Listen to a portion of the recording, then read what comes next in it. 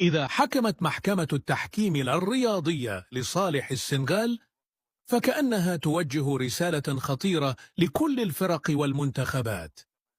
يمكنكم التوقف عن اللعب لمدة 15 دقيقة عندما تفلت المباراة من أيديكم، ثم تعودون وتفوزون.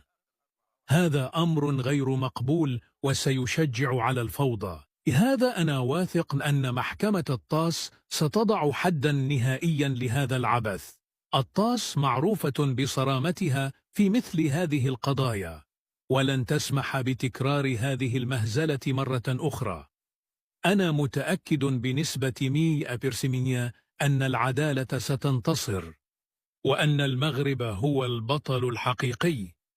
السنغال ستكون عبرة للجميع، لأن كرة القدم لا تدار بهذه الطريقة.